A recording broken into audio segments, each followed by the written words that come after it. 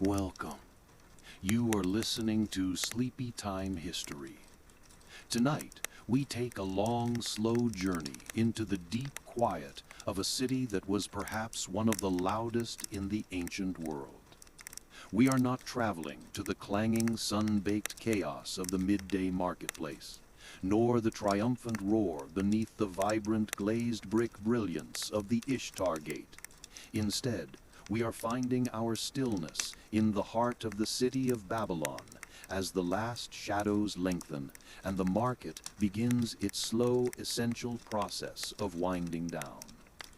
This process of quietude, of the slow cessation of commerce, is what we will focus on. It is a subtle, almost monotonous thing, but it is in this lack of dramatic noise that we can truly begin to perceive the hidden, mundane rhythms of a colossal civilization. We are seeking the silence, the soft echo of a world that, for a few necessary hours, had to pause its tremendous effort of simply existing. Imagine yourself standing now, not on a street of asphalt or concrete, but upon a path paved with rough, sun-dried mud brick, carefully laid centuries ago. The day's heat, a constant, heavy presence, is finally beginning to lift, dissipating into the high Mesopotamian sky. The air, which moments ago felt like a thick woven cloth of barley dust and sweat, now carries the faintest hint of moisture from the nearby Euphrates River. This is the hour of the soft transition, the time when Babylon must decide how brightly it wishes to shine through the night. It is easy for us, in the modern world, to think of the ancient night as a total, impenetrable darkness. We flip a switch, and the world is bathed in instant, uniform light. But in the city of Babylon, especially in the era of the Neo-Babylonian Empire, the time of Nebuchadnezzar II, a period we often associate with monumental walls and dazzling palaces, the night was a calculated, deliberate expense. The light you are seeing now is not the blinding flood of a modern street lamp. It is a patient, fragile flicker. It is the pale, soft glow of thousands upon thousands of tiny clay bowls, each filled with a small ration of sesame oil, the most common and affordable fuel, and equipped with a simple linen or reed wick. Each of these humble, easily mass-produced lamps throws out only a meager, localized cone of illumination. Yet when multiplied by every home, every temple courtyard, every persistent stall in the later evening market, and every narrow alleyway, this collective light created something remarkable. Babylon, a city that, unlike most of its contemporaries, genuinely glowed. Historians have suggested that Babylon was, in a very real sense, one of history's earliest examples of a true 24-hour city, precisely because of this pervasive, though modest, investment in simple, continuous light. It is this simple technology, this constant, soft, flickering fire, that we will watch as the market moves from the busy dusk to the silent, deep night. Look around you at the walls of the market streets. Most of what you see are the high, uniform facades of mud brick houses. There are very few windows that open directly onto the street. This architectural choice was not merely a matter of security, though security was certainly a concern. It was, more fundamentally, a thermal choice and a matter of family privacy. The Babylonian house, by design, looked inward. The street was the public sphere, the domain of commerce, dust, and noise. But behind those high, imposing mud brick walls, the entire family life unfolded within an open-air central courtyard. It was this courtyard, not a street-facing window, that provided the necessary light and ventilation for the family. In the relentless heat of a Mesopotamian summer, the thick mud brick walls absorbed the heat of the day slowly, while the central courtyard allowed the family to catch the gentlest breeze. As the sun sets, this domestic architecture affects the sound of the market. The clamor of the day's trade, the shouting, the hammering, the constant donkey traffic is now being actively swallowed up by these dense walls. The sounds do not dissipate into the air. They simply become muffled, contained, and finally cease as the heavy wooden doors on the street are barred and sealed. The market sound is receding into a deeper, closer space, the family courtyard, where the evening meal of roasted lentils and barley porridge is being prepared. The merchants who operate these stalls, which line the narrow streets, are performing their last transactions, not in the direct sunlight, but in the long drawn-out shadows. They are using the last of the natural light to verify the weight of their silver shekels. Silver, that quiet, measured standard of the Babylonian economy, was the true voice of the market. It was not a coin stamped with a king's face, but a carefully measured weight. The shekel, the standard unit, was a precise quantity of silver, and every significant transaction required a small personal scale and a set of weights to ensure accuracy. You can almost hear the soft, almost inaudible clink of the last silver fragments being weighed in the dark. A tiny, boring sound that was nonetheless the foundation of this vast empire. But now, even that sound is fading. It is important to remember that not all commerce stopped at sunset. Babylon, as we've noted, maintained a persistent, if reduced, night market. The shift is palpable. The vendors of heavy goods, the pottery, the bolts of coarse wool, or the bulk grain have long since covered their wares with heavy mats and begun their quiet walk home. The market that remains is fueled by immediacy and desire. Prepared food, ale and fermented beer, perhaps a final transaction for a bit of oil or a piece of kindling. The flickering array of lamps along the main thoroughfare, the Suli, are now the only stars on the ground. They are the visual signal that life and commerce continues. As you walk slowly along the edge of this quieted space, your eye might catch the subtle sheen of the oil-slicked cobblestones. The city's advanced water management, the great canals that fed the fields by day, also created channels that ran through the streets to deal with household overflow.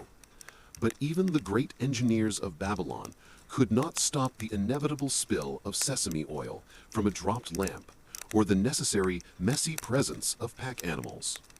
The night street, therefore, is an olfactory as well as a visual experience. Damp earth, residual spices, and the faint, burnt nut smell of thousands of tiny oil wicks. This pervasive presence of light was not only a convenience for those selling hot bread after sundown. It carried a deeper, more profound meaning. In Babylonian religious thought, light itself was a symbol of purity, divine presence, and truth. The temples, most famously the great Etemenanki ziggurat, dedicated to Marduk, the patron god of Babylon, kept lamps burning continuously. Every humble flicker in every street lamp was, in a way, a tiny echo of that profound, sacred dedication. The city was not just glowing for its citizens, it was glowing for its gods. This is the forgotten history detail that truly transforms the quiet night. Every merchant lighting his simple lamp was engaging in a miniature ritual of order against the chaos of the dark. And yet, the chaos of the dark is precisely what must be guarded against. As the last persistent merchants settle into their final slow hours, a different kind of life stirs, a life of quiet protection. Along the empty, high-walled alleys and the darkening thoroughfares, the true guardians of the market after dark begin their rounds. They are the official watchmen, referred to in the ancient texts by a title like Hayatu Suki, the watchman of the street, or the Sukal Suki, the minister of the street and town crier. These are the figures of the night, their steps muffled by the loose earth, their presence a necessary reassurance against the deeper silence. But who are these men, these guardians of the Babylonian night? What is the exact route they walk, and how do their duties align with the divine, luminous patrols of the gods Ishum and Hendor Sanga, the mythic patrons of the Night Watch, who are believed to illuminate the city with their own celestial torches? Section 2. The faint hiss of 1,000 clay lamps. The unseen burden of the night watchman. His role, a fundamental yet often overlooked detail of ancient urban life, was one of pure, necessary monotony. We imagine the great kings and the temple priests, but a city of over 100,000 people, as Babylon became in its later period, is simply a logistical nightmare without people dedicated to the boring details of municipal order. His task was not glorious. It was to perform the service of basic public safety from approximately 9 or 10 p.m. until the first faint rays of sunrise appeared over the eastern walls. Consider the uniform of this man, the Hayatu Suki. It is nothing like the brightly polished armor of a soldier on the war front.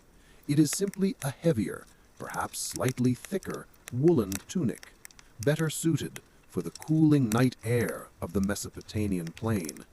His tools are equally simple: a sturdy staff to aid his walking over the uneven, slick, mud-brick streets, and, crucially, a simple, portable clay lamp. This little flame, his own personal, temporary star, is his greatest asset. He must purchase the sesame oil for its fuel, a tiny, necessary tax on his meager existence. He is one of the few citizens whose primary economic activity, his survival method, is inextricably linked to the consumption of light after dark. The concept is one of comforting redundancy. If the mortal watchman falls asleep, a very real temptation on a cold, long winter night, a challenge faced by watchmen throughout history, the divine watchman, Ishum, is still walking the streets, a literal firebrand that never burns out. This fusion of the practical and the spiritual dictated the watchman's mindset. His duty was not just to the king or the city magistrate. It was a ritual act of cooperation with the gods. Every inspection, every time he used his own lamp to check a dark alley, he was reenacting the divine patrol. This spiritual alignment made the darkness of Babylon less of a chaotic void and more of a predictable, patterned space. For the ordinary resident, sleeping soundly behind their thick mud brick walls, perhaps even on their rooftop to escape the heat, a common survival method in the warmer months, the risk was mitigated not just by law and order, but by cosmic design. The night was not an absence of government. It was simply government by different means, staffed by a small, dedicated group of men whose footsteps provided a soft, repetitive security loop. The economy of the next day. As our watchman continues his slow pace, he passes by the silent market stalls. Here is where the real invisible economy of the night is taking place. The market has been physically stilled, but the commerce itself is merely dormant. Piles of dried dates, sacks of barley, and bundles of high-quality wool textiles are covered and secured. These commodities, staples of the Babylonian economy, are not simply goods, they are banked wealth. They represent the accumulated labor of thousands of farmers and, critically, thousands of women weavers whose intricate work produced the valuable cloth traded as far as the Mediterranean. The stillness of the market is thus a temporary repository for tremendous value, and the security of that value, the guarantee that the sacks of barley and the bundles of wool will still be there in the morning, is the true unspoken value of the watchman's slow, boring patrol. Imagine the cuneiform tablets that document the ownership of these goods. These small clay rectangles, often no larger than your palm, record the endless boring details of contracts, debts, and partnerships. The stillness of the market is thus a temporary repository for tremendous value. And the security of that value, the guarantee that the sacks of barley and the bundles of wool will still be there in the morning, is the true, unspoken value of the watchman's slow, boring patrol. Imagine the cuneiform tablets that document the ownership of these goods.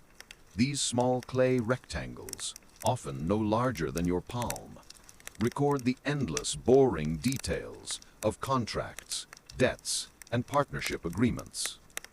The simple act of not being robbed tonight ensures that the contract signed weeks ago, detailing the delivery of a certain quantity of wool, remains valid in the morning. Even the early banking houses, like the great firm of Agibi, which spanned generations and saw empires rise and fall, depended entirely on the predictable, secure passage of the night. The watchman, whose name will never be recorded on a grand temple wall, is the man whose silent labor enables the high finance of Babylon to simply wait until morning. His role is to ensure that the contracts, now safely locked away in a merchant's strongbox, will be fulfilled at dawn. His work is the assurance of consistency, the tedious but vital foundation of the empire's tremendous wealth. The watchman pauses now by the bank of a canal where the water runs silently, reflecting the low-tech galaxy of oil lamps. He listens, perhaps, for the sound of a late-night traveler or the faint splash of a rat near the water. He knows that to ensure the safety of the sleeping city, his duties extend beyond simply policing the people.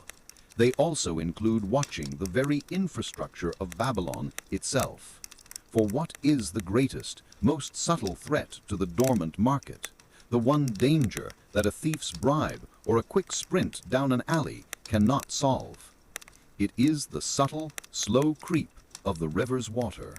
And so he turns his head, his small lamp casting a feeble circle of light onto the mud of the canal bank, wondering if the vital sluice gate, which holds the powerful Euphrates at bay, is truly secure for the night, or if a small, nearly invisible trickle has begun to undermine the foundation of the very road he walks. Section 3. The faint hiss of 1,000 clay lamps. The quiet battle against entropy. We rejoin our night watchman beside the silent canal, his small lamp casting a feeble, bobbing circle on the dark, damp earth. The concern he feels for the integrity of the sluice gate, that small, essential piece of city infrastructure, is a perfect example of a forgotten maintenance detail that was far more critical to Babylonian survival methods than any battle or royal decree. The vast wealth of Babylon, its very existence as a populous city, was built upon the mastery of water. The Euphrates River was life, but it was also a persistent, slow-moving threat. The city was crisscrossed by a network of canals and defensive embankments designed to bring water to the fields and carry waste away, all while keeping the unpredictable, silty main river from inundating the narrow streets. A single, small sluice gate, a wooden barrier designed to regulate the flow of water into a secondary channel, was a point of tremendous vulnerability. If it were to fail, if a tiny fissure were to appear, or a section of its mud brick supporting wall were to crumble, the next morning's market would not open with a cheerful clamor, but with a foot of water and silt. This would destroy the piled sacks of grain, ruin the stacks of textiles, and render the entire area unfit for commerce. The watchman's task here is not to fight a human enemy, but to fight the slow, constant work of entropy. His hand, guided by his small lamp, runs along the cold, damp wood of the gate. He is looking for the subtle signs of a leak, the sound of an unnatural trickle, the feel of an excessive, localized dampness, or the visual telltale sign of a fresh deposit of mud where there should only be dry earth. He finds nothing. The gate is secure. The simple, heavy machinery of the city holds for another night. This moment of quiet confirmation is the most boring yet most vital aspect of his entire patrol. It is the unrecorded act of maintenance that underpins the entire magnificent structure of the Neo-Babylonian Empire. The empire did not run on glory, it ran on secured sluice gates, dry streets, and the predictable flow of irrigation water. And all of that was checked, one silent spot at a time, by men like him. The slow exhaustion of the light. As the night deepens, perhaps 2 hours before the first pale hint of dawn, the quality of the light itself begins to change. The thousands of tiny flickering lamps that defined the illuminated night of Babylon are now approaching the limit of their fuel. The standard ration of sesame oil poured into the simple clay bowl at sunset was measured to burn for a set period. Unlike the predictable timing of modern light, the light of Babylon was inherently mortal. It was dying slowly, by design. The flame becomes smaller, a faint, almost translucent blue at its base. The wick, a small twist of linen, begins to char and thicken, sometimes causing a sputter, sometimes a tiny plume of smoke, and sometimes a complete, gentle poof into blackness. The most persistent merchants, those who were selling the late-night beer or hot barley cakes, are now forced to sit in a more profound darkness, their inventory dwindling with their light. The very concept of light in Babylon was an economic calculation. To remain lit, a stall owner had to be certain that the revenue generated by the extra hour of trade was worth more than the cost of the oil consumed. For many, that margin was too thin. So the city does not turn off all at once. It fades. The glow becomes more concentrated on the main avenues and near the perpetually lit temples, while the residential streets and smaller market alleys succumb entirely to the dark. The city is pulling inward, conserving its energy and its expense. For the watchman, this fading light changes his duties again. His focus shifts from the broad street to the doorways. The total darkness makes it harder to spot a distant figure, but it makes the nearby sound of a scraping boot or a jiggling lock stand out with jarring clarity. He now relies almost entirely on the keen hearing he has cultivated through thousands of repetitive, quiet nights. He is not merely a keeper of order, he is a curator of the darkness itself, ensuring that the shadows are deep and quiet where they should be, and that the light is present only where it is absolutely necessary.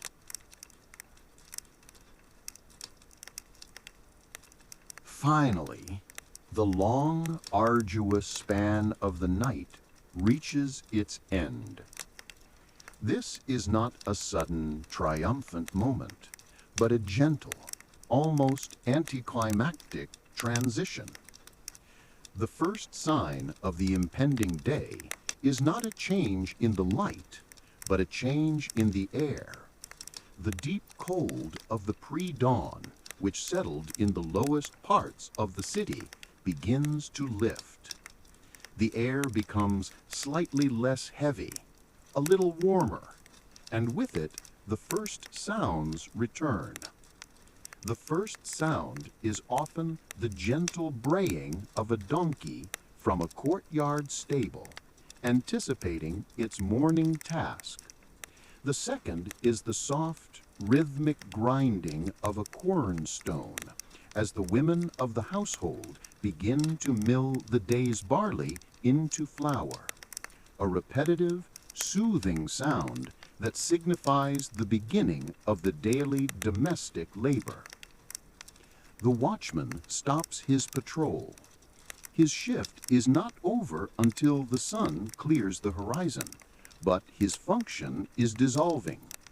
His flickering lamp, which was a beacon of civilization in the dark, is now utterly eclipsed by the fast-spreading light of the sky. Its sesame oil flame, a costly necessity hours ago, is now redundant. He gently blows out the wick, saving the remaining oil for the next night, and tucks the cold clay lamp into his satchel. His final task is simple: to make a short spoken report to the man relieving him, perhaps a day guard or a temple official, detailing any disturbances: the stray goat, the broken potsherd, the drunkard who was quietly escorted home. These boring details are the final, essential, bureaucratic act of his shift. As he walks home to his own mud brick house, ready for his deep, compensating day sleep, the doors of the market stalls are beginning to creak open. The merchants pull off the heavy mats protecting their inventory of ancient contracts and wool textiles, confirming that the night's long security has held. The world is re-engaging its commerce precisely where it left off. Reflection, the unending labor of illumination. What can this quiet, monotonous night in Babylon teach us, lying here in a world bathed in an endless, effortless stream of electrical light? It is this: the essential stability of any complex civilization rests not on its monumental achievements, but on the relentless, anonymous labor of men and women who perform the boring, necessary details that keep the entropy at bay. The Babylonian reliance on the simple, fragile, oil-fueled clay lamp required constant, deliberate human effort. Someone had to grow the sesame. Someone had to press the oil. Someone had to shape the clay. And someone, like our watchman, had to measure the fuel and tend the flame. Their light was a product of continuous, conscious human will. We no longer tend a physical flame, but our modern world is just as dependent on its anonymous watchmen. The power grid operators, the network administrators, the forgotten maintenance crews who patrol the dark, silent lines of our infrastructure. They are the unseen hands that keep our digital and electrical light burning, ensuring that the contracts we made yesterday will still be valid when the sun rises. The night in Babylon was a period of deliberate, structured rest, secured by the tiny, faithful hiss of 1,000 lamps. A reminder that a civilization's true glow comes not from its gold, but from its persistent, quiet commitment to a minimal, necessary order. The market is opening now. The noise is returning. The quiet work is done. Story 2, Section 1. the shekel of silver and the weight of silence. The lingering presence of value. We have seen the city's light fade to a manageable, conservative flicker. Now, as the soft, pervasive sound of silence settles over the market, we turn our attention to what remains when the noise of the transaction is gone. The slow, heavy presence of value itself. The daytime market was defined by movement, the rapid exchange of barley for dates, of pots for textiles, all mediated by the constant, nervous movement of people and the measured, steady movement of currency. But now, in the stillness of the night, all that movement has ceased.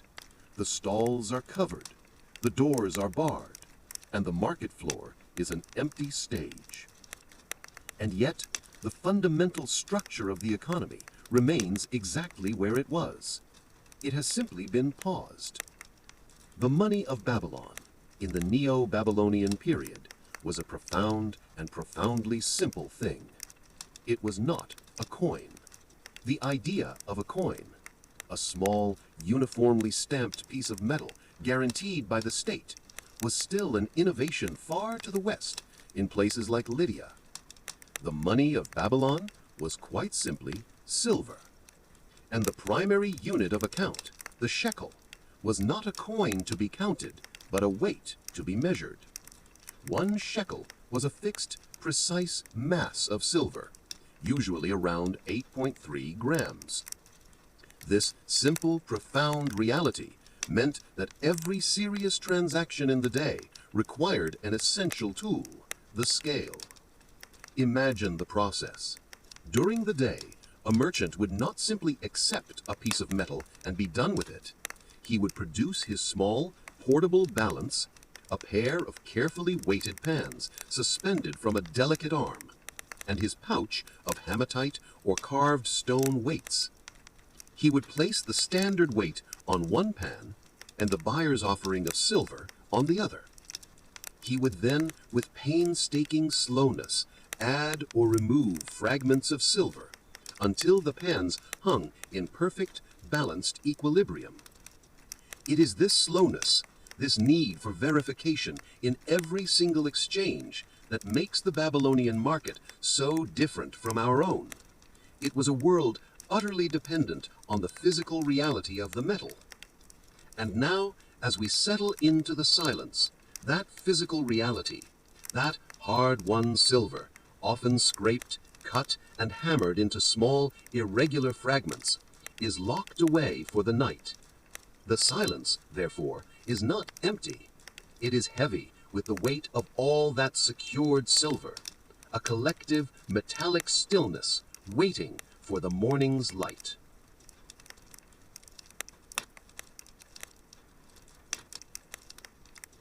Let us look closely at a single, hypothetical, but representative merchant, a grain dealer named Nabushumu Idina, whose small shop is now barred and silent. Nabushumu Idina is not home yet. He is in the small back room of his shop, a cramped, low-ceilinged space smelling faintly of dry barley and the ubiquitous sesame oil from the single lamp burning on his low wooden table. His most important activity of the day, the counting, securing, and recording of the day's earnings, is performed now in the deepest quiet. This is the survival method of his trade. Spread before him on a thick, worn mat is his entire day's intake. It is a messy collection, not a stack of uniform bills. It contains small, precious piles of cut and broken silver, what the Babylonians called shibirtu, or broken pieces, alongside handfuls of rough, untrimmed barley used for small day-to-day transactions. The most important items, however, are not physical currency at all, but small, dull pieces of clay, the cuneiform tablets. These tablets represent the invisible money of the Babylonian economy, the debt. A great portion of the day's trade was not settled immediately in silver. A buyer of 10 jars of refined sesame oil might not have enough silver today, but he has a reputation. So Nabushumu Idina would have pressed his stylus into a wet clay tablet, writing a short, precise contract. On the 15th day of the month of Eyaru, Nabushumu Idina delivered 10 jars of sesame oil to Iya Gamil. Iya Gamil will pay Nabushumu Idina 1 shekel of silver on the day of the new moon. This small, simple tablet, baked hard by the sun or a kiln, is now in the deep night worth exactly 1 shekel of silver. It is a piece of forgotten history that reveals how sophisticated the ancient financial world truly was. The greatest wealth was not always the silver in the pouch. It was the documented, legally binding promise in the clay. Nabushumu Idina's task is to secure 2 things, the physical silver and the abstract value of the debt. The silver he will wrap in a piece of oiled linen and place inside a heavy pottery jar, which will be buried beneath a loose flagstone in the floor. A thief might break the lock on the door, but a thief is not likely to dig up the floor for every single merchant. This tedious common act of burial is the merchant's private, boring security system.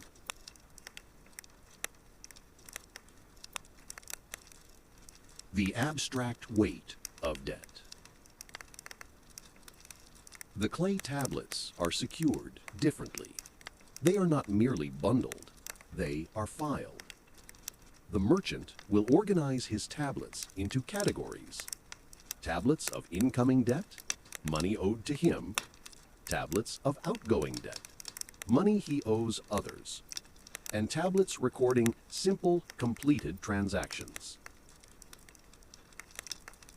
He will place them carefully into a small lidded basket, perhaps lining it with straw, and place this basket on a high, hard-to-reach shelf. This is his archive, his personal banking record. The collective weight of these tablets, the documentation of all the promises made throughout the city, is a quiet intellectual pressure that settles over Babylon at night. Consider the complexity of the interest rate. Babylonian law, codified most famously in the Code of Hammurabi centuries earlier, and still very much in practice during our time in Babylon, had strict guidelines on loans. The standard interest rate on a loan of silver was 20%, and on a loan of barley, a very common form of financing, since barley was a staple food and currency substitute, it was 33.3%. This means that while the city sleeps, the economic reality is not truly silent. It is ticking. The interest is accruing. The debt, an invisible, immaterial number, is still growing minute by minute, waiting for the first light of day to be converted back into a physical, measurable quantity of silver or barley. The silence of the market is thus an illusion. Beneath the stillness of the mud brick walls, a tremendous volume of financial reality is simply resting, waiting for the legal, documented promises of the cuneiform tablets to be realized. The vulnerability of trust. Nabushumu Idina finishes his inventory. He has ensured that the physical silver is safe and that the records of his debtors are secured. He gently blows out his sesame oil lamp, and a small back room is plunged into the almost absolute heavy darkness. He slides the heavy door closed, bars it, and then steps out onto the empty street where the city watchman is just beginning his slow, repetitive patrol. He is relying on the thick walls, the hidden jar, and the law. But more than anything, he is relying on trust. The Babylonian financial system, for all its sophistication, with written contracts and interest rates, was utterly dependent on one fragile human commodity, the expectation that the name impressed into the wet clay would be honored when the due date arrived. For every piece of cut silver secured in a jar, there are 20 clay tablets, 20 promises sitting in a basket. The physical money is safe, but what of the promises?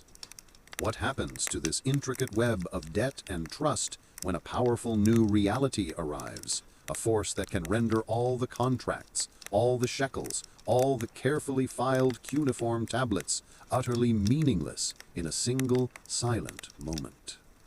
The city is asleep, resting on a foundation of meticulously documented promises. But the night is long, and in the deep quiet, outside the walls of the city, the silent, slow-moving armies of nature and the even slower, more subtle movements of political power are marching. Section 2. The shekel of silver and the weight of silence. The subtle science of purity. The central tenet of Babylonian finance, as we discussed, was that a shekel was not a coin, but a precise weight of silver. This simplicity, however, masked a fundamental, complex anxiety that settled over every transaction in the light and weighed heavily on the mind of the merchant in the dark. The anxiety was about purity. Not all silver was created equal. Silver, as a raw material, is often found mixed with other less valuable metals, primarily copper.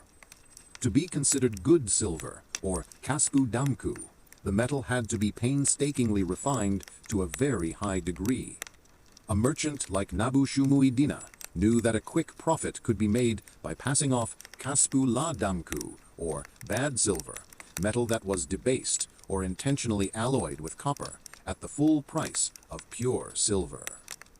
In the daylight market, the process of verifying purity was another layer of necessary slowness. It was a specialist's job, the work of an assayer, who would use simple, practical methods, perhaps involving a touchstone or a careful analysis of the metal's sound and appearance. This specialist's confirmation, his simple, spoken authority, was a crucial piece of forgotten history that underpinned the trust of the economy. But in the quiet darkness of the back room, long after the assayer has gone home, the merchant's private worry remains. Did he accept too much bad silver today? Will his profit be less when he takes his takings to the temple bank for a large-scale verification? This constant, nagging doubt about the physical quality of the wealth is a powerful, yet very boring and monotonous pressure. The stillness of the night is therefore filled with the psychological weight of potential loss. The security of the merchant's financial future is not only tied to his walls and his buried jar, but to the honesty of 100 strangers who traded with him that day, and the accuracy of the specialist who checked their offerings. The great distances of the shekel. The sheer amount of silver required to run the Neo-Babylonian economy, the wealth represented by the combined weight of every shekel in the market, was staggering. Yet the land of Mesopotamia was not rich in mineral wealth. The great rivers did not wash down nuggets of silver or gold. This is a vital, evergreen detail about the empire's survival methods. Babylon's wealth was not extracted, it was traded for. The majority of the silver that moved through the silent market, that was weighed and recorded on the cuneiform tablets, came from incredibly long distances, primarily from the silver mines of Anatolia, modern Turkey, and the mountain ranges of the Iranian plateau. The shekel in the merchant's jar, which he so carefully buried, represents the successful completion of a tremendous, high-risk logistical operation, the movement of metal in bulk across hundreds of miles of desert and hostile territory.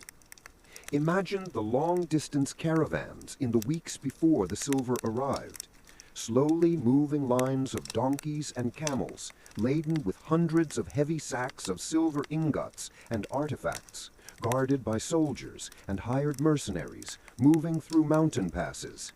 The wealth sleeping in Babylon tonight is the product of that arduous weeks-long journey.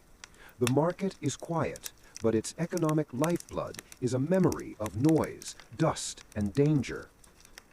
The market's stability rests on two things being true every single morning. First, that the local watchman will keep the peace, and second, that thousands of miles away, the trade routes will remain open, stable, and protected. This connection to the far-off world is a crucial piece of forgotten history. The sound of the silent market is an echo of the distant Section 3. The shekel of silver and the weight of silence. The unforeseen vulnerability of trust. We left the silent, debt-heavy market of Babylon resting on the twin pillars of physical silver and documented promise, the shekel and the cuneiform tablet. We considered the risks, the purity of the metal, the security of the trade routes, and the honesty of the debtor. But the deepest, most subtle risk to this system was one that no night watchman could prevent, and no merchant could truly plan for. It was the risk of a political and military regime change, the slow, inevitable transformation of power that renders all prior law irrelevant. As the city sleeps under the steady, dim glow of its sesame oil lamps, we are historically only decades away from the ultimate silent disruption of the Neo-Babylonian Empire. Babylon would one day fall, not in a great heroic siege, but in a quiet, almost anticlimactic evening when the Persian army of Cyrus the Great diverted the Euphrates and simply walked into the city through the empty riverbed. This event, the collapse of an empire and the transfer of its vast wealth, is the ultimate illustration of how a system built on trust can instantly shatter. Consider the merchant Nabu Shumu Idina's hidden assets. His physical silver, the actual metal, is safe. The Persians value silver just as much as the Babylonians. The shekels and the shiburtu, the broken pieces, will retain their value based on their weight and purity. The new masters of the world will simply require a different standard of weight, a different kind of verification, but the metal itself is an evergreen asset. The survival method of hoarding physical, fungible wealth proves timeless. But what of the cuneiform tablets? What of the abstract documented promises? The basket of debt, the meticulous records of who owes Nabu Shumu Idina barley and who owes him silver, these are now suddenly vulnerable. The validity of these contracts rests entirely on the authority of Babylonian law and the enforcement of the Babylonian king. When the king is deposed, when the law is replaced by a new foreign administration, the ability to collect those debts becomes questionable. The new rulers may issue a decree, an act of political amnesty, or a reorganization of the legal system that effectively wipes out certain categories of debt. Or perhaps more subtly, the court where Nabu Shumu Idina must bring his defaulting debtors will simply cease to exist, or will be staffed by foreign judges who do not understand or care for the nuances of the old Babylonian codes. In the face of empire collapse, the quiet, repetitive labor of documenting and filing those contracts, all those boring details, can be rendered utterly worthless. The market's silent value, held in a piece of baked clay, disappears in a whisper of political change. The resilience of the common asset. The silver economy falters when the political order fails, but the parallel barley economy shows a surprising resilience. The common man's wealth, the stores of dates and barley necessary for daily survival, is not tied to any political law. Grain is food. Food is always valuable. The wool textiles, the bolts of coarse, durable cloth woven by women in the household, remain essential, a universally tradable commodity. In the chaotic aftermath of a political upheaval, when the great banking firms like Agibi might see their massive cross-city loans dissolve, the simplest assets retain their immediate local value. A small sack of barley will always buy a piece of bread. This is a profound, subtle lesson from forgotten history. The closer the form of wealth is to the physical necessities of life, the more resilient it is to abstract financial and political shocks. The silence of the night, therefore, holds a valuable distinction. It is the weight of the fragile, high-level financial system resting uneasily next to the stable, low-level subsistence economy. The soft dawn of verification. As the first faint light of dawn, the same light that silences the sesame oil lamps and sends the watchman home returns to the market. The merchant Nabu Shumu Idina is back in his shop. His first task is the verification. He must unbar the door, check the condition of the seals and locks, and, most importantly, dig up the small jar from beneath the loose flagstone. The act of unearthing the silver is the physical, final confirmation of the knight's security. The silver is there. Its weight is confirmed by his personal memory, not by a scale. The other merchants are doing the same. The grain seller, the date dealer, the potter. The market slowly wakes up to a collective, quiet sigh of relief. The trust held, the night passed, and the work of the previous day is intact. The economy re-engages exactly where it paused. The money, the measured weight of the shekel, is removed from its private buried safe and returned to the public domain, ready to begin its slow, repetitive work of mediating trade. Reflection: the weight of promise. The study of the Babylonian night market and its money is a study of the architecture of confidence. What we learn from the stillness of the market is that the vast, complex machine of an empire's economy does not run on metal. It runs on sleep. It runs on the confidence that a temporary cessation of activity will not result in a loss of value. The silence is simply a long collective pause, secured by ritual, law, and a few men with a flickering lamp. The shekel of silver was important, but its value was entirely dependent on the value of the promise, the word recorded on the cuneiform tablets. We, in our modern world, use digital currency and abstract agreements, bits of code in a computer that represent a transaction. Our value is also stored in a silent basket of promises, secured not by a hidden jar, but by a firewall and a complex body of law. When we consider the weight of the silent market after dark, we are not measuring the weight of silver. We are measuring the collective, fragile weight of an entire civilization's faith in its own durability. The merchant, digging up his silver, is affirming his faith in the king, the law, and the night watchman. And that faith, that essential belief in a predictable morning, is the real hidden engine of this ancient, monotonous economic machine. Story 3, Section 1. The Unseen Watchman of the Street. The Architecture of Fear and Comfort. The Forgotten History of Babylonian Public Safety, a world where the spiritual and the municipal duties were not separated but perfectly interwoven. The architecture of Babylon, as noted before, with its high, windowless walls facing the street, was a physical manifestation of a culture that deeply valued privacy and recognized the risks of the outside world. The fear was real. The night was a time when the forces of chaos, both human and supernatural, were believed to be most active. A traveler's handbook from the time, a fascinating glimpse into a common survival method, would have advised travelers to stop their journeys and find shelter before the sun fully set, acknowledging the dangers of a world without light. The job of the watchman, therefore, was to act as a kind of physical amulet for the city, a tangible presence that dispelled the shadow's hold. His duties, as recorded in the ancient texts, were repetitive and monotonous.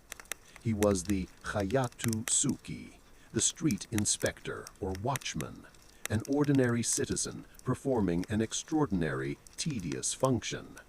His tasks included, but were not limited to, checking the stability of doors and bolts, enforcing the curfew on unauthorized citizens, acting as a local town crier, though quietly should an emergency arise, and most importantly, dealing with the inevitable drunks and vagrants who were the messy human evidence of a market that had traded too much beer late into the night.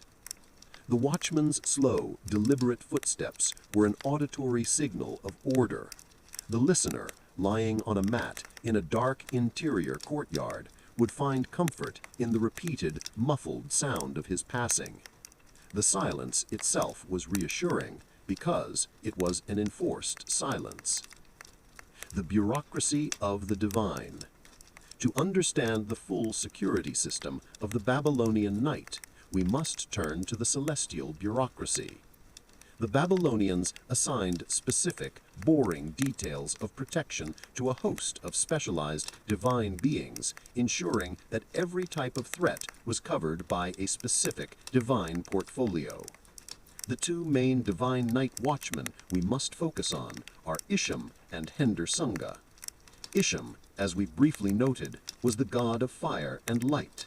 His function was to illuminate the dark, protecting the sleeper and ensuring that journeys taken at night were safe.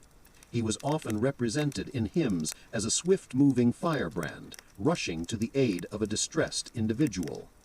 In a way, every sesame oil lamp burning in the city was a small, temporary shrine to Isham, acknowledging his vital service. Hendersunga, on the other hand, was the divine messenger and vizier of the gods. He was the celestial equivalent of the chief of staff, always moving, always reporting, and always keeping track of the city's state. His divine duty was to patrol the entirety of the world's cities at night, ensuring that the gods' orders were carried out and that all was quiet.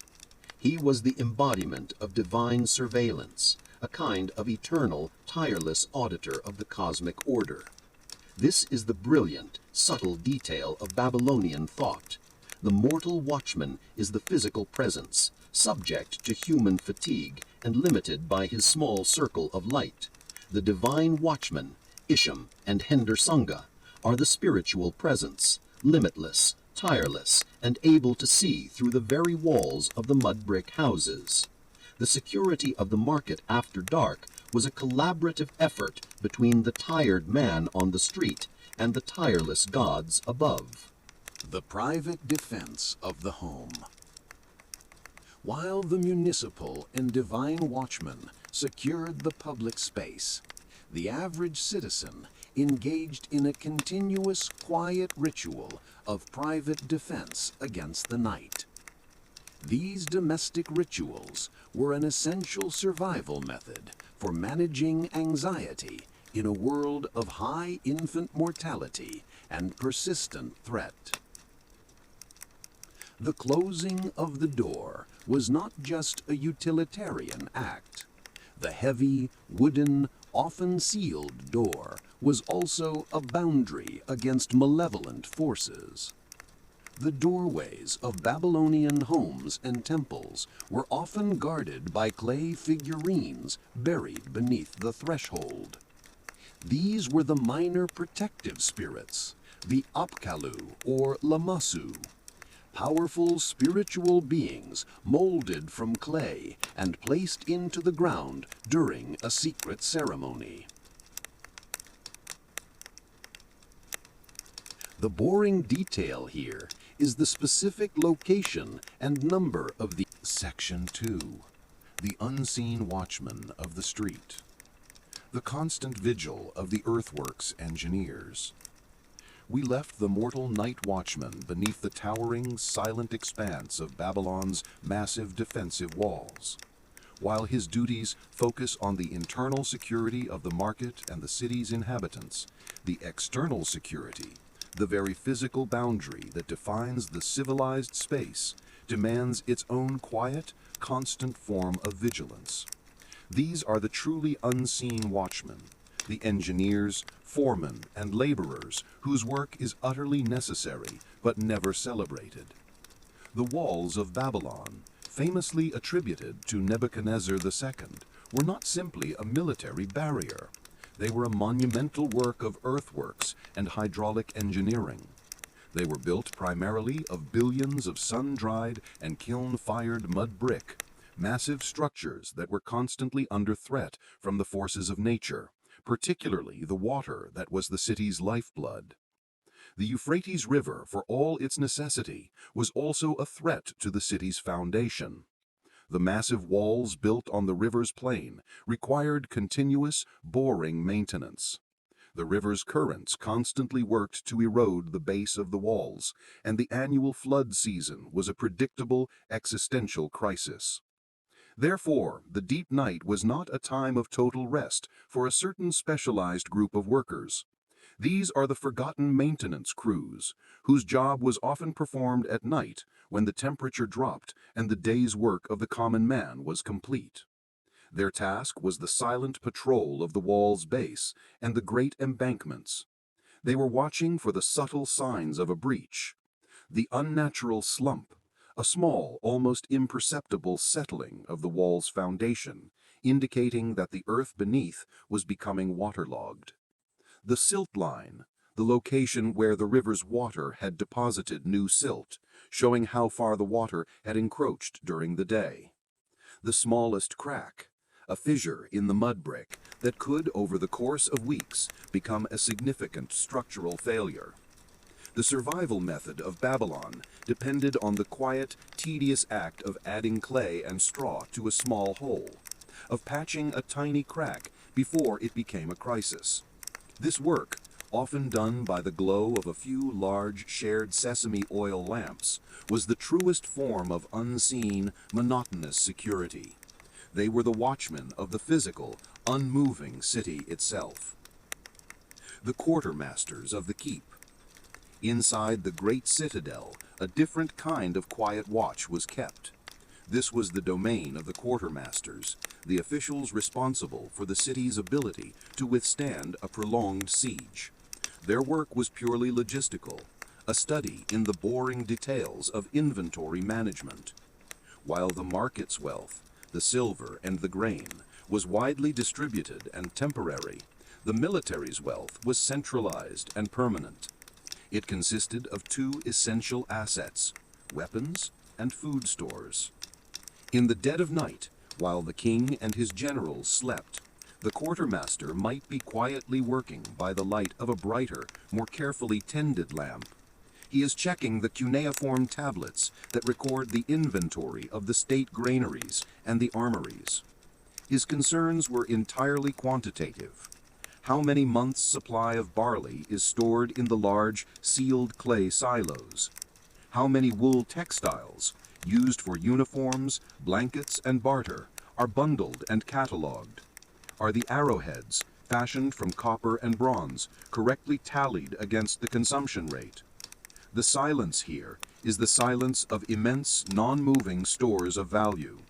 The city's ability to survive a year of siege rested on the accuracy of these cuneiform tablets, the records of 1,000 quiet deliveries of grain, 100 donkey loads of oil, and a multitude of manufactured goods. The quartermaster, with his stylus and his clay, is the unseen, intellectual watchman of the city's future. His meticulous, repetitive accounting is the true measure of Babylon's power. Returning to the spiritual world, we find that the unseen watchmen were also needed for the dangers the mortal watchmen could not see or touch. This is the domain of the demonic. The Babylonian night was fraught with the invisible presence of minor demons and malevolent spirits, often associated with disease, bad luck, and disturbances of sleep. These entities, like the Lamashtu, the demon of infant mortality, or the Utuku, a general class of vengeful spirits, were believed to roam freely in the darkness. To combat this, the average citizen relied heavily on the magical expertise of the Ashipu, a class of priestly exorcists. These men, who also worked in the quiet of the night, performed rituals, recited incantations, and prepared amulets, small clay or stone charms, to be worn or buried. The Ashipu is an intellectual watchman, using knowledge of the subtle language of the gods and demons to secure the home. His patrol is not physical, but ritual. He is ensuring that the protective power of the buried lion-demon figurines remains potent, that the knots tied into a protective thread are still charged with their counter-spell. The silent movement of his hands over a sick person or over a vulnerable doorway is an essential, quiet form of survival method for the whole community. The deep silence of the night in Babylon is thus populated by 3 layers of unseen vigilance: the physical labor of the earthwork crews, the logistical accounting of the quartermaster, and the ritual protection of the exorcist. All of them, in their separate ways, work to ensure that when the dawn breaks, the loud, messy commerce of the market can resume without interruption. As the pre-dawn cold deepens, the mortal watchman is completing his final circuit.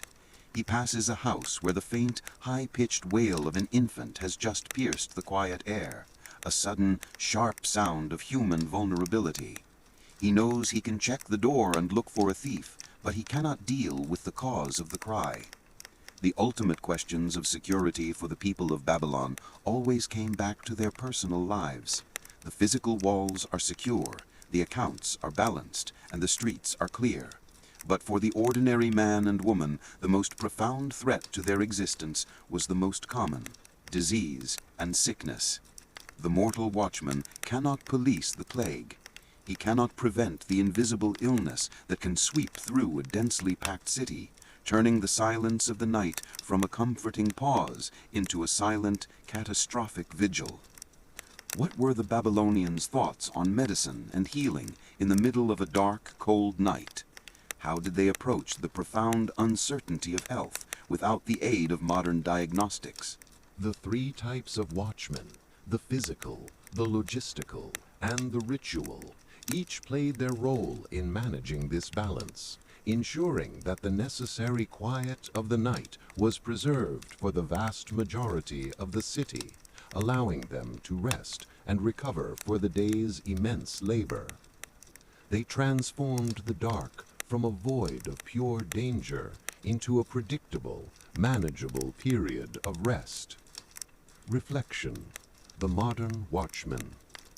What is the quiet, monotonous, and utterly essential takeaway from the unseen watchman of the Babylonian night? It is the realization that the quality of any civilization can be measured by the unseen labor dedicated to its basic, non-dramatic maintenance. We no longer fear the Lamashtu demon, but we fear the outbreak of a virus. We no longer rely on a small sesame oil lamp, but we rely on a vast, fragile electrical grid.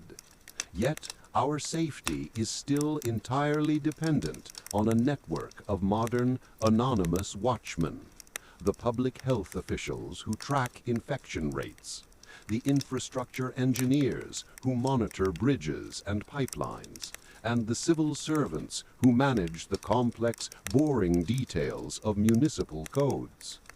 These are our modern Hayatusuki and our modern Ashipu, the people whose work, if successful, is never noticed. If the bridge is safe, we do not think of the engineer. If the water is clean, we do not thank the sanitation worker. We only notice them when the order fails. The peace of our own modern night is, just like Babylon's, a painstakingly constructed peace, secured by a complex, boring but absolutely vital collaboration between physical labor, meticulous record-keeping, and the enduring human faith in systems of order. The quiet footfall of the ancient watchman is simply the echo of the 1,000 unnoticed patrols that keep our own world safe until morning. The sun is finally rising, the market is stirring back to life, energized by the night's successful watch. The street is secure. The city lives to trade for another day.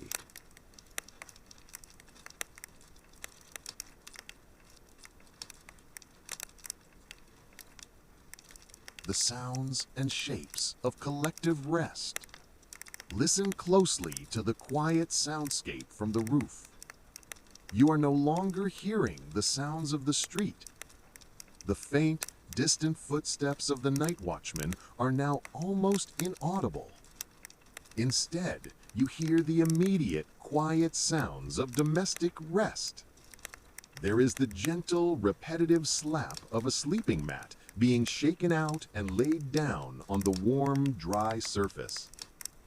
There is the occasional cough, the quiet murmur of a mother talking to a restless child, and the collective, deep sound of steady breathing that rises from hundreds of adjacent roofs. The only artificial light you see from this vantage point is a modest smattering of the persistent sesame oil lamps along the main avenues or near the temples. The vast majority of the city, seen from above, is a continuous dark expanse of flat rooftops. A silent, dark geometry punctuated only by the brilliant, high stars of the Mesopotamian night sky. The true watchmen now are the stars themselves, the constellations that guided travelers, and the gods whose movements were meticulously recorded on thousands of cuneiform tablets by the city's astronomers. This collective rest created a profound level of social monitoring.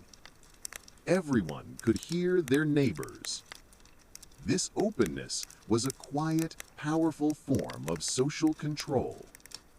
A man could not engage in raucous drinking, or beat a disobedient servant, or conduct a secret late-night transaction without the knowledge of a dozen sleeping households nearby. The very geometry of their sleep enforced a certain decorum, a peacefulness born of a lack of privacy.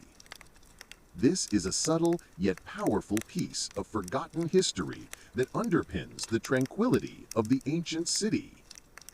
The rooftop was thus a place of quiet, necessary exposure, a vital space between the closed walls of the individual home and the wide, dangerous world beyond the city walls. The family is now settled onto their mats. The air is clear and cool. The sound of their breathing is regular. They are at rest, having successfully navigated the logistical challenge of finding thermal comfort. But what about the deep, psychological comfort? The house and the walls have protected the physical body, but the mind still works. The cuneiform tablets in the house record the promises of debt, the worries of a fragile crop, and the fear of a new illness. The geometry of the house ensures physical rest, but it cannot stop the abstract weight of worry that the merchant, the farmer, and the worker carry with them to the roof. What were the Babylonians' private, whispered thoughts before they finally drifted off? What was the final calming ritual they performed to ensure that their minds, and not just their bodies, were safe from the chaos of the night? Finally, in a state of restorative sleep. Below us, in the enclosed sheltered courtyards and stable areas of the mud brick house, a parallel, non-human world is also at rest. The low-frequency sounds emanating from these spaces were an essential component of the city's quiet security, a final, organic layer of the city's overall survival method. The most crucial animal to the Babylonian market and household was the donkey. The donkey was the true engine of the local economy, the animal that carried the vast loads of barley, the ceramic jars of sesame oil, and the bundles of wool textiles that were the lifeblood of trade. Every respectable merchant and many ordinary families owned at least one. In the dead of night, The donkey was typically stabled in a protected corner of the courtyard or a small enclosed space behind the house. Its presence was not merely economic, it was a form of boring security. The donkey, being a nervous, highly strung animal, was an excellent, unsolicited alarm system. Any unusual noise in the street, the scrape of a thief's shovel, the soft pad of a stray dog, or the muffled footsteps of a trespasser, would often elicit a low, soft snorting or a brief choked bray from the animal. This subtle domestic sound, the brief disruption of a sleeping animal, was an early warning signal that could pierce the deep slumber of the family on the rooftop, providing a necessary organic check to the work of the human night watchman. The other essential ambient sound of security was the soft scampering and scratching of the house cats. Cats, though not domesticated in the same capacity as today, were a necessary part of the household ecology. The great granaries and storehouses where the vast wealth of the barley economy was kept were constantly under threat from rats and mice. The quiet, tireless work of the cat was the most effective, evergreen form of pest control, securing the food supply that guaranteed the next day's commerce. The soft sound of a cat's movement in the dark was a sign that the silent, essential work of preserving the grain was being successfully conducted. The final human act of the night. As the constellations begin their final shift toward the pre-dawn horizon, the long sleep of the human inhabitants is drawing to a close. Their sleep was a microcosm of their culture, structured, protected, and fully integrated with the natural, economic, and spiritual worlds. The final act of the night, before the sun crests the walls, is the shift in the family's posture. In the last coldest hour, the family on the rooftop might instinctively pull their thin wool textiles tighter around them. It is the moment when the mud brick walls, having finally completed their long, slow radiation of the day's heat, are now at their coolest point. This final shared shiver beneath the stars is the signal that the long, successful night is almost complete. Section 2. The Geometry of Mud Brick Sleep.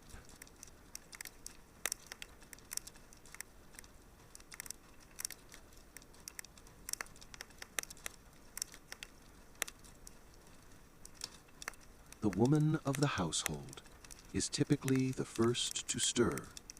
Her movement is the signal for the beginning of the day's effort. She will quietly descend the exterior stairs, leaving her family to catch the last moments of rest. Her task is the reignition of the domestic economy, the relighting of the hearth fire, and the start of the grinding of the day's barley flour. The sound of the quernstone, that soft, repetitive scrape, scrape, scrape, is the true sound of Babylon reawakening, a sound of monotonous industry that eclipses the soft sounds of the watchman's final footsteps. Reflection, the rest of the foundation. The geometry of sleep in Babylon is a powerful lesson in survival methods and the nature of foundation. The city's monumental buildings, the ziggurats and the palaces, were built on layers of brick and reed matting, a foundation designed to withstand the tremendous weight and the constant damp of the earth. The citizens' sleep was equally protected, built upon a foundation of structured security, the Thurman geometry of the mud brick house, the legal geometry of the cuneiform tablets, and the spiritual geometry of the nightly incantations. The peace of their rest was not a coincidence. It was a carefully engineered, culturally reinforced achievement. By moving their bodies to the open air of the rooftop, they successfully navigated the paradox of living in a structure designed to retain heat.